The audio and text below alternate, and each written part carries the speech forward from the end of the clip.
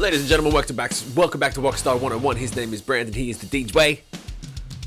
What? His name is Shim. He's the Rockstar, and his tongue is tied. It's all right. We're not gonna. It's live. We're not gonna do it again. Class is in session. I hope you're ready. That was quite the jumbled mess there, buddy. You doing all right? Doing many things at once, mate. Unique New York. Unique New York. All right. All right. So we got some topics we're gonna get to today. Something that Shim and I have talked about is possibly doing either quick or lengthy kind of trivia games in these. We're going to do a Simpsons one today. I'm going to quiz Shim, and we agreed it's got to be early Simpsons trivia because as much as I've watched it kind of sporadically over the past 20 years, it's really the first 5 to 6 seasons that were the big meat and potatoes of Simpsons. So we're going to get to that coming up. We got some questions as well that people were firing off. Shim asked on Facebook, hey, do you guys have any questions for Rockstar 101? So some people responded there. If you want to find Shim on Facebook, you can find him. It's just Shim. That's it. It's not Shim more. But if you want to always ask a question, you are more than welcome to do that. Shim, have you heard the new System of a Down? I have heard the new System of a Down. I'd like to start with your opinion on it. I talked about it on stream yesterday, just for a little bit, knowing that we were going to do it. What do you think? Oh, well, it's System of a Down. I'll tell you that. It certainly sounds like System of a Down. I liked it. I enjoyed it. I actually added them to a couple of different playlists that I have. The one is obviously rather repetitive in the sense of the lyrics really aren't that in depth. The slow one? The slow one? No, the faster one. Okay. The Devil. Right. Which I'm already blanking on the names of the songs. But I like it. I think it sounds like System of a Down. Of course, it's been 15 years since we've gotten new System of a Down. So maybe there's that. Hey, like it just feels good to get something new from them. You know what I mean? I think a lot of people feel that way. I think a lot of people feel like, oh, it's good to have System of a Down. I think there's a lot of people who are nostalgic and going, oh, that's right, I forgot how good this band is. Oh, that's right, I forgot that this band has its own sound and it doesn't sound like anyone else. And they don't run any of the, like, pretty much most bands. I mean, I remember when Godsmack came out with their last record and they had started to really incorporate more electronic elements. And I was like, okay, cool. That was, I know that that's just one example, but that was the thing that tricked me over to, okay, rock bands are really bringing in a lot of samples now. This is becoming the new norm. And I remember thinking, some band is probably going to come up eventually and be like, we're going to make a dominating hit record that just sounds like a rock band in a room. And if anyone was going to do it, it'd be System or Rage, where they're going to release new stuff. And so when I heard it, I was like, perfect. It sounds like System. They haven't done, they sound like System, thank God. I listened to the ballad first. And I was like, oh, God, I hope they haven't lost the edge. And then luckily, they dropped two songs at once. Yeah. I was satisfied as you can be. I was like, cool, that's System. It didn't have quite the, like, you know, we're going into songwriting melodic hooks. It didn't have quite the hookiness of some of their stuff off Toxicity and Hypnotize and Mesmerize, but I'm really looking forward to the album. I am really, really, really, really, really can't explain how much. It's the same. It's almost the same as if Rage dropped a new record.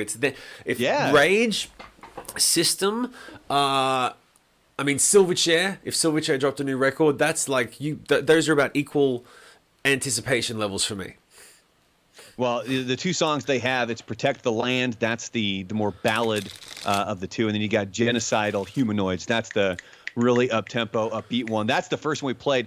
Man, we got pinged so fast on the morning show on Facebook playing that.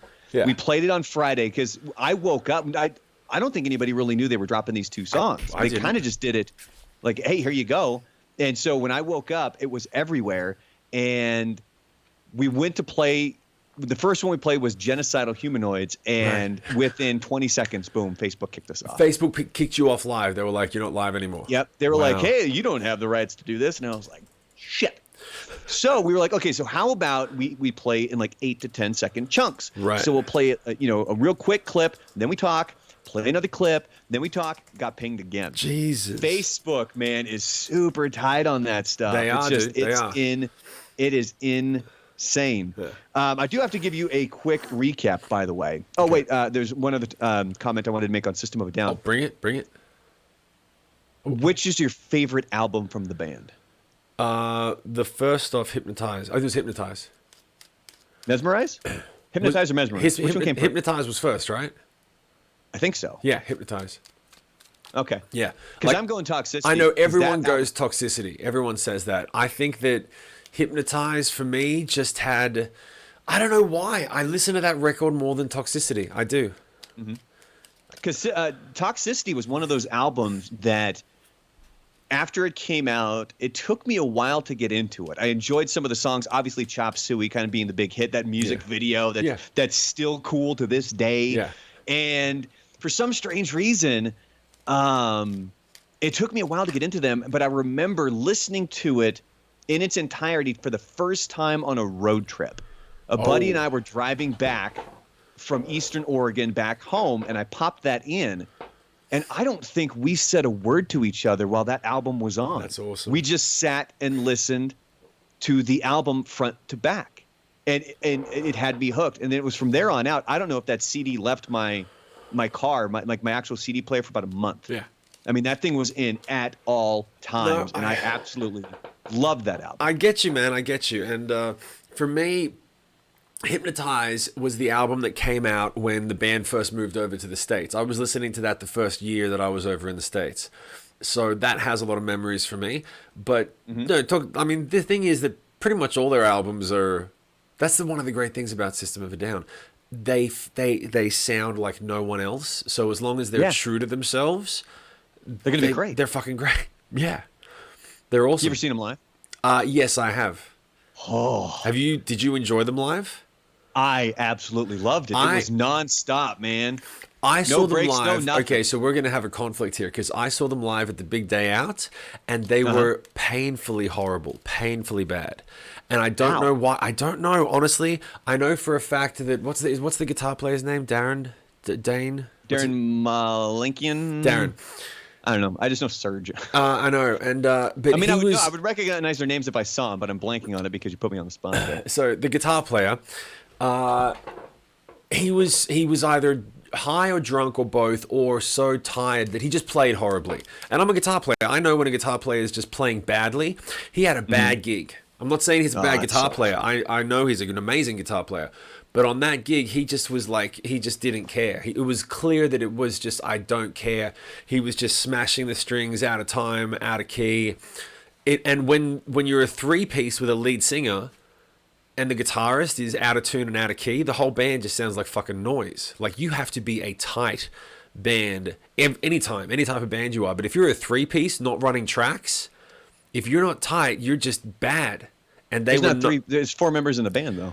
A three-piece with a lead singer. Like, there's still three. Whenever the singer's not singing, there's only three instruments playing on stage at any given time. So whenever there was a musical break, he couldn't, like, put the guitar down and say to the second guitar player, I'm fucking tired, you take this section, or you take the solo, or something where... Sometimes you do that. Like, it's a little more noticeable when you're down to that. It's black and white, dude. It is just black and white. If you're a three-piece, not running tracks, if you're good, then you're fucking like smash. You're bang on. And anything that's not bang on, you just sound bad because there's nowhere to hide. There's no tracks to hide, but there's no extra people to play the other instruments.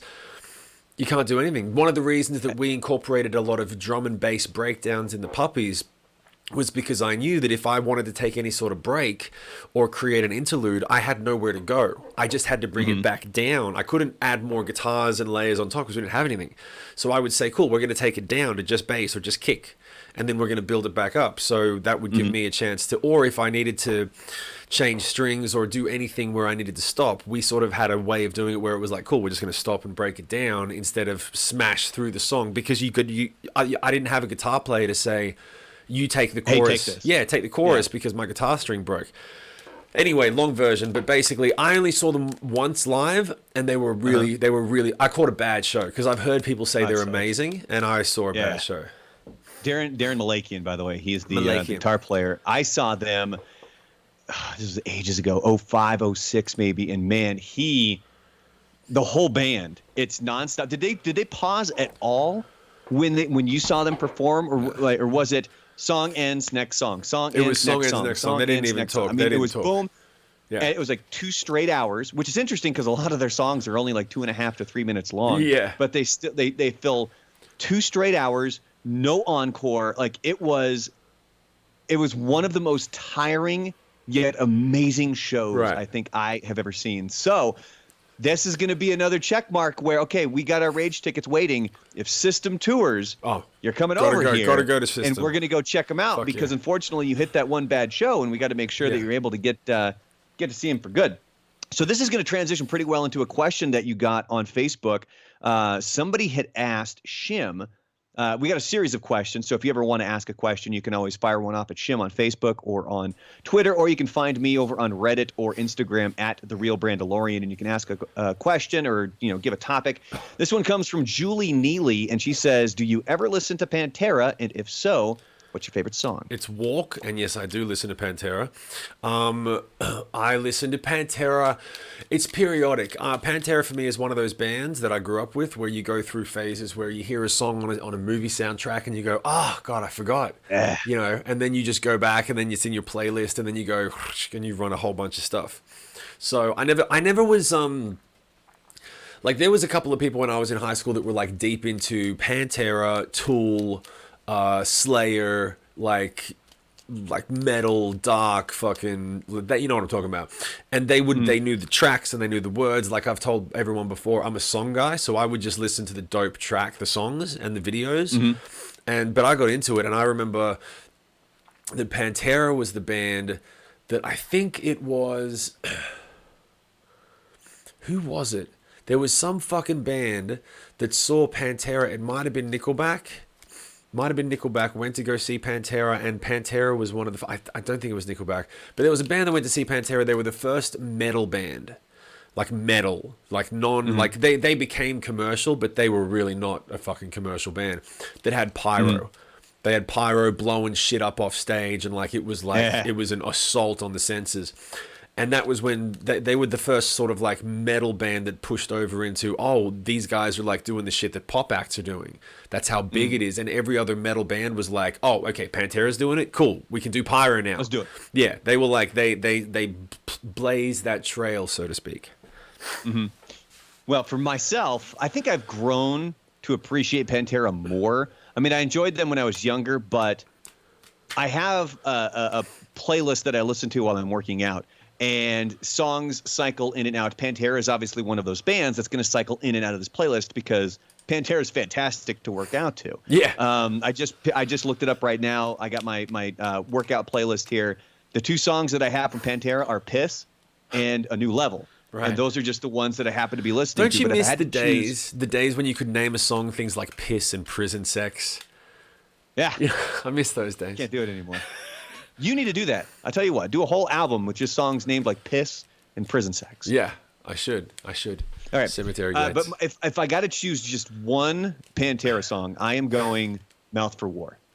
The intro to that song, if you ever want something to ramp you up and to get you going, Pantera's "Mouth for War," hands down for me, is one of the absolute best. Not only like the intro is great, and then obviously the whole song is amazing. But just that intro where it's like like it's like fucking amazing, man. I think that was the first Pantera song I ever heard. And I remember that the when it gets into the second riff, I could never time it. I would count the riff. Couldn't do it. And then I never caught it. I could never catch it. Anyway, we could go all the way down the rabbit hole. We could go all down. What's the next thing? What's the next thing?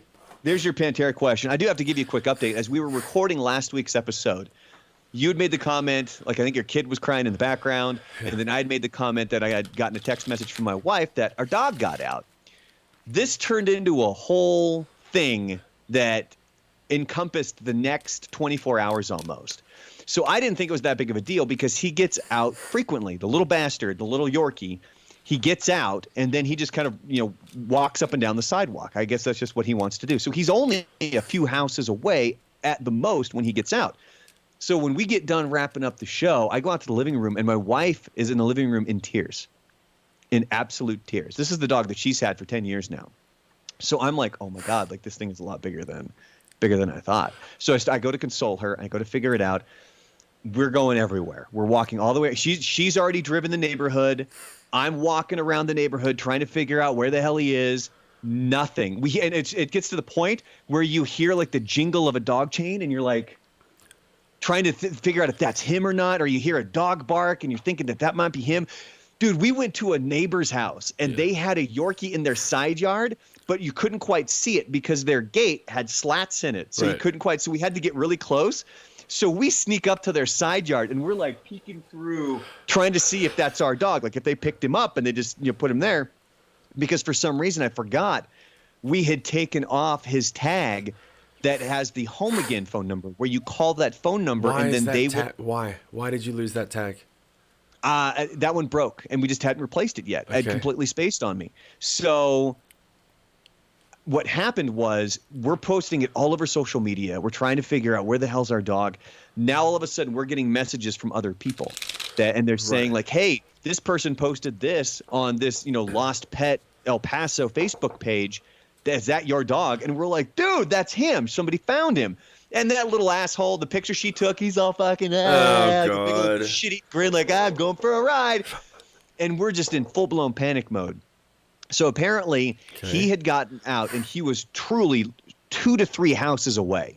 Right. And this lady who was driving through saw him and scooped him up because there wasn't anybody else around. Of course. So she grabs him. But this is what made it even worse. Like I like that she picked him up, but then when we went, she put her phone number on the post. We had her Facebook page and all this other stuff. All night long, no answers. And we're like, what the hell, man? And all of a sudden, her phone is going directly to voicemail. So I'm like, okay, her phone has to have died. Right. Ultimately, it did, but my wife is still a nervous wreck. She didn't sleep that night. The dog is gone. I remember I got up for work, and as I'm leaving the bed where he's normally at, it's empty. Like the house just felt empty. Okay, so can I ask you a question? Yeah. When we were doing the podcast last week, and you said, the dog's got out, I've got to go deal with that now. Yeah. What did you actually think was going to happen? Because I remember when you said the dog's got out, I was like, oh, so you need to go immediately and take care of that, because God knows how long the dog's going to be running for. There's a radius. It's like an escaped child, like me, when I went out in my nappy. If you missed that episode, go back and watch it. Go back and listen to last week's. No, but you didn't think that your wife was going to be distraught? Like, did you not think it was a big deal? I didn't, because he's gotten out before, and when he does, he only goes 2 houses down. Okay. And so anytime he's gotten out, either we go get him because he's right there, or a neighbor has grabbed him and they bring him over. So, I mean, obviously it clicked into my head after the fact, like, oh, she wouldn't have texted me that if, he was there. Right. So anyway, the following morning I'm at work. I texted this girl. I'm like, hey, I think you have our dog. Is there a chance we can come pick him up today? She finally calls me back. And she's like, yes, I do. Could you just describe what his collar looks like? So I described it, and she goes, yeah, cool. Just come pick him up, when you're done today. And I said, I'm done with work at 10. I'll be there by 10:15. I went and picked him up, and the little fucking jerk, like nothing happened. Wait a minute. Hey, I went for a walk, man. Did she say describe what the tag looks like? She's like, could you just kind of describe him and describe his collar? Did she take a photo of the dog, though, and put it up? It was from here. Okay, I was gonna say, like, if she had posted a photo of the dog with the collar and here's what it looks like, and then said, "Can you tell me what my photo looks like that drove you to call me?" That's funny. It didn't show, because he's got a little bow tie on his collar, and I don't think the photo showed that. But I was able, and I described him, and she was perfectly fine with it, which I was glad she did. She apologized. She was like, "I'm sorry, but I feel I need to ask this." And I'm like, "No, I'm glad that you did that, because I don't want somebody stealing my fucking dog." Right. So anyway, he's back. He's safe. And he keeps trying to fucking get out. Dude, the second I got home, I pulled into the driveway. I opened the door. He hops out. What's the first thing he does? He starts running down the fucking street. What a little prick. God damn it. Where'd you get this dog? Okay. My wife's had him for like 10 years. And he's had multiple kids. He's had multiple puppies that are in the family. Like, he's like the grandfather of all of the dogs that my sister-in-laws have at this point. There's just multiple dogs that have all come from him. So I figured I'd give you an update on that, because I was posting it all over social media. I was very distraught. It was a very, very iffy thing. But on that note, we're going to transition very smoothly here to some Simpsons trivia. I love that. And what we're going to start doing is we're going to try to find something to do a quick trivia, maybe lengthier depending on what it is. We had talked about doing Simpsons before. That's why we're doing this. Next week, we have a very special surprise for another trivia game that we're going to do.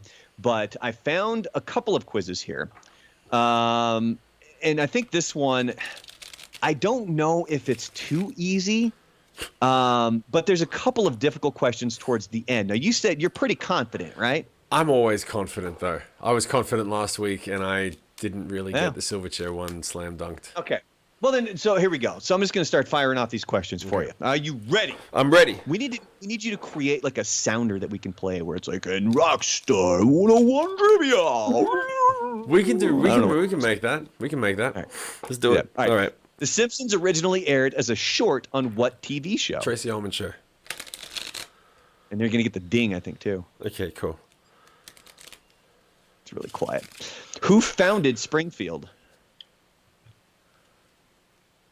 Oh, shit, I know this one. Who founded... Oh, God, that's going to... I should have watched the first season before we did this. I forget. Jebediah Springfield. Jebediah Springfield. Founded Springfield in 1796 while looking for a new Sodom with his partner Shelbyville, Manhattan. Springfield and Manhattan went their separate ways, and Manhattan went on to found the rival town of Shelbyville. What part of the opening credits is different almost every week? Couch scene. Bing, bing, bing. There's another one that's different almost. Oh, there's three. Okay, so there's what Bart does on the board. On the board. There's there's the couch scene, and then what's the other one? I think that's it. It's just those two. The rest of it's pretty consistent. Do you know what when that Okay, so check this out. If you want to get into Crazy Town, when Marge they scan Maggie. Yeah, when they scan Maggie, it was different sometimes. No, it was the same. It was the same cost because at the time it was how much it was. It was how much a baby, like to have a kid, cost. Oh, like medical. It was. I believe it was always $457.23. Wow, I thought that it changed. I don't think. I mean, it may have changed later, but now I got to look that up. Okay, so then Maggie Simpson. Maggie. Oh, $847.63. I thought it was. I thought there was an 8 in the original opening sequence of The Simpsons, the price that appears in the cash register when Maggie is scanned is $847.63. Creator Matt Groening says this was the monthly cost of raising a child in 1989. That's funny, the monthly cost. So there was what Bart wrote on the blackboard. Yep. Couch scene. What was the couch? Was there a third one? No. I think it's just those two. I think. Now it changed slightly through the course of. They don't do that anymore. Obviously, when did they stop doing that? Like 10 years in? Well, they don't. Do they still do the couch gag? Yeah. Oh, and yeah. Do they it's still a big do? deal Do now. they still do Bart? I believe so. They still do it? They still do the whole same thing. Yeah. God, the other things that have changed throughout time is obviously as characters have come and gone, because when it's like Bart's flying by on the skateboard, that stuff has changed slightly. Yeah. But it's still kind of the same setup every single time. Got it. What are the annual Halloween episodes known as?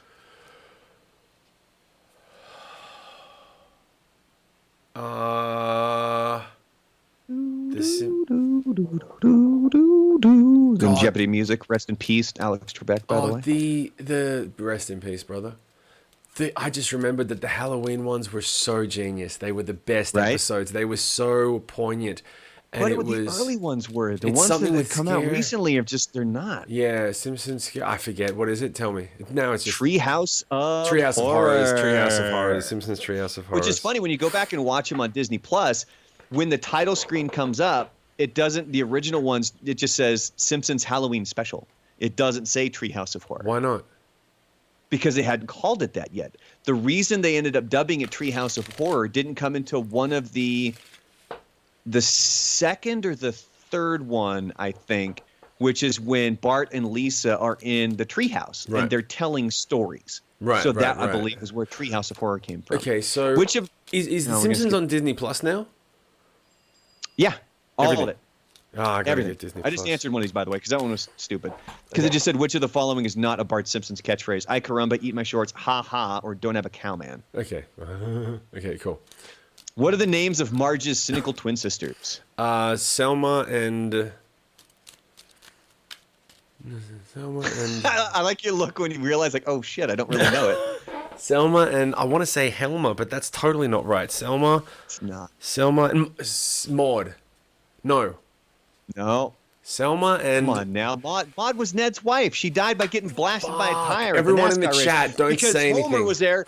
He drew a target on his belly with ketchup because he wanted the T-shirt This from is the gonna T-shirt can. drive Oh, that's me right. It wasn't a tire. It was a insane. T-shirt that blasted. This is gonna drive me nuts. It's Selma and.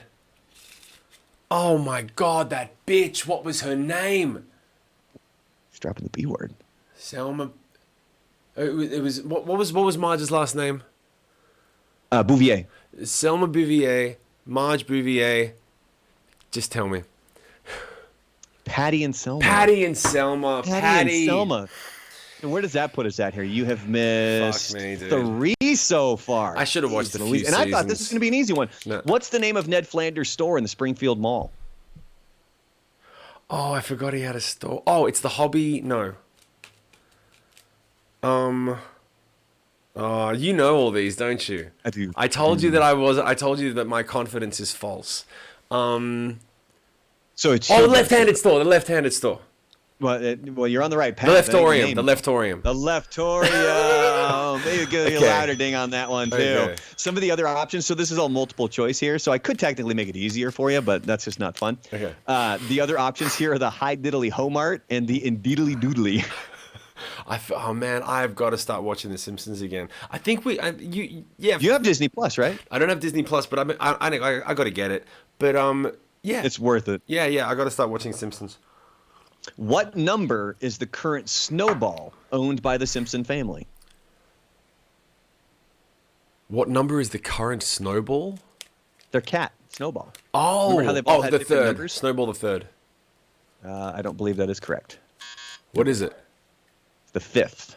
Oh shit. Okay, Snowball, sorry. the 5th. Sorry. Millhouse Van Houten is one of the few residents of Springfield with which of the following traits? Purple hair, 2 left feet, eyebrows, or 5 fingers? 2 left feet. God damn it! Purple hair. What is it? He doesn't have 5 fingers. It's eyebrows. He's the only. It's eyebrows. The Millhouse has the big old blue eyebrows. Or purple, I guess, if that's what the, No one else probably... has eyebrows. No, it's just a big circle eyes, man. Like almost nobody has eyebrows. And when it comes to 5 fingers, who's the only character in The Simpsons to have 5 fingers? 5 Finger Freddy. I just made that up on the spot. I just wanted to see what you do. Who has 5 fingers? I fucking don't know who has 5 fingers because I suck at this game. Go ahead, tell me. God. God has 5 fingers. Anytime they show God, it's usually from like the waist down, and his God, hands Matt are on his Groening knees, is such a genius. and it shows 5 fingers. He's such a fucking genius, dude. Like yeah. Go ahead, keep going. All right, here we go. Which character was mistakenly animated with the wrong color in his or her first appearance on The Simpsons? Oh, say it again. Do you want the options? No. Say it one more time. Which character was mistakenly animated with the wrong color in his or her first appearance on The Simpsons? Give me the options, but I'm thinking it's gonna be Smithers. But go ahead and give me the options, because I remember Smithers was fucked up in the first episode. It's Smithers. Yeah, He's black. yeah. He's black. That's Got what it was. Yeah. Good job. Yeah, if you watch that first episode, he was black. The other options they gave were Krusty the Clown, Dr. Hibbert, and Marge Simpson. No. I remember thinking like they just made him like he had it for some reason he was really tanned, and I remember thinking that because was he African American black or just super tan? I think it was. I mean, it was difficult to tell. It was just a darker color. Because I remember Do you know thinking. why the Simpsons? Go ahead. Do you know why Matt Groening went with the shade of yellow that he did? Why? Because if you were flipping through the TV, that popped. Like that was different than anything else that was on television, and wow. that would get you to stop flipping the channels to see what the hell is that yellow. Right. That's smart. Genius. That's Well, this smart. next one here goes to the extra question I just come up with, and apparently I'd only got 50% of it right. Who were the only characters on The Simpsons with 5 fingers on each hand? Oh, We know it's God. Yeah. So should I just answer it? Because the options here, it's the Grim Reaper and Santa Claus, God and Jesus, Right. Mr. Burns and Waylon Smithers, or Itchy and Scratchy. Oh, Itchy and Scratchy. It's God and Jesus. I know it's God and Jesus, but I just remembered Itchy and Scratchy. God, I got to watch them again. It's been so long. Let's do it. Oh, By the wow. way, here's the thing. I just want to point out to our studio audience. By the way, everyone who's watching on Twitch right now, don't worry, I'm not looking at the chat. So if someone types, don't get angry. Someone typed in one of the answers and they were like, "Don't answer," and I'm like, "Don't worry, I'm not looking. You can have fun, enjoy yourselves." Well, we should give a heads up there because we run into that on the morning show where we're playing a game and there's consequences. We try to tell people like, "Hey, don't answer in the chat," because we might just happen to look and see it because we still have to monitor it, or Buzz is probably going to cheat and he's going to go look at the chat. Just All right, not well, tell anybody I that he's looking swear at the on my chat, kids, I'm not going to cheat until after I say I can't get the answer. But if I'm in the middle of thinking about it, all I've got to do is not look at the thing over there. I just look here. Right. But what was my point? Oh yeah, I just want to point out to our studio audience, I used to watch the first few years of The Simpsons so much that I knew every line of dialogue for every episode for years. Like, I knew everything there was to know. So I was cocky last week, and I said I will crush a Simpsons trivia thing, and I fucked up because I don't remember any of these details. I'm realizing how much I forgot about this show. Go ahead, keep going. If you go back and watch it, because it's been a while since I've gone back, because not only would you watch it on Sunday nights when it aired, when it went into syndication, oh, God, you were watching an hour of The Simpsons because they would play back-to-back episodes Monday through Friday. Yeah. And that was awesome. Dude, like, it that's was the when best. you really started to soak it in. Yeah. But I started it with my kid because I was 9 when The Simpsons first came out. So Bart would be 40 now, by the way. Like, I'm the same age as Bart. Isn't that awesome? So I started it with my kid because I think we started it. She was still 8. She's now 9. And she loves it. She thinks it's great. Last year, we watched some of the Treehouse of Horror episodes. This year, we watched some more. And then we're just kind of going through watching from the very beginning. And we're right in that thick of the really good stuff where I think it's like season 3, season 4. Yeah. And some of the best stuff here. Season 3 to season 8, I think, is the best moment where they were like, we've got carte blanche now because we're the biggest sitcom in the world, and they were still fresh. But do you think that 5 is too young to start showing a kid The Simpsons because they'll ask too many questions or they won't get it? I think 5 is too young, I don't right? think they'll get it. I don't think they'll understand it. I think you got to wait a little bit. They'll just start saying, "Don't have a cow, man," and start throwing shit across the room and go, "Bart does it." And they won't understand the concept. Yeah, well, I just don't know if they would enjoy it. I mean, you could try it. I mean, and if you explain things, then it shouldn't be that big of a deal. I remember the moment that I realized The Simpsons was prophetic was when I was young, and there was the episode where Homer and Marge are in bed. They're talking about something the kids did, and Homer says, "Yeah, they remind me of me before the weight of the world crushed my spirits." And then they just move on, and I remember thinking like, "Oh, because I know that there's a few things that I've watched this for a few years now, and when I first watched an episode, a few years later, I'd get one of the gags, and then I went, oh, that's probably something else that happens later on too. I wonder what that's like when the weight of the world crushes your spirits." And then you get there. Okay, so what's the next question? It happens to the best of us. What kind of beer is usually served at Moe's Tavern? Oh, look at this! What the fuck? Look at this! How am I missing this? I don't know why I want to say dough because he always says dough. I've got an image of Homer. I've got an image of Homer with the beer and then the catch thing because that was on every fucking t-shirt. It's God damn it! That's so fucking lame. I'm so fucking lame. Don't. I'm not gonna look at the chat. Hold on. I can get this. I can fucking own this. I will make this answer my bitch. Do you want me to imitate the No, I can get it. spokesperson for the beer? I can get it. It's... Oh, yeah! Oh, come on. It's right there. I haven't learned so much stuff that it's pushed it out of my brain yet. Wait. It's right there. It's right there. I can fucking taste it. Hold on. Just give me a minute because I want to get it. Okay. No, that's cool. Take your time. No, he's going to the thing. He picks up a 6-pack of... Oh, because when you tell me, I'm gonna fucking scream. Have you never been to one of the Universal theme parks? Because they got the whole Simpsons area there. They have a Moe's Tavern you can go get a beer in. I haven't been to the Moe's Tavern where you can get a beer. Moe's, give me a... He goes into Moe's and he says, give me a... Oh, wait. It's right there. And remember, they've got the spokesperson. He's got all the beers around his belt. And, oh, yeah! You're going to have to tell me. Duff Man! Duff beer. Man, that's why I went to Shim, dough. you are terrible at Fuck, this. I am sucking at this. Do you remember there's the one episode where they're looking for a new spokesperson for Duff? And so they have this competition where Duffman is hosting, and there's this chick that's in the competition, and she's like, "You told me if I slept with you, you would let me win." And he goes, "Oh, Duffman says a lot of things." Love that one. Love it. I forgot about all of this. This is so great. I can't wait. I'm going to get Disney Plus tonight. Okay. I can't believe that was White Doe. I can't believe Ooh, here's a real good one for you. Okay. Who was Bart's best friend named after? Let me give you the options. Charlie Chaplin, Richard Nixon, Janis Joplin, or John Wayne?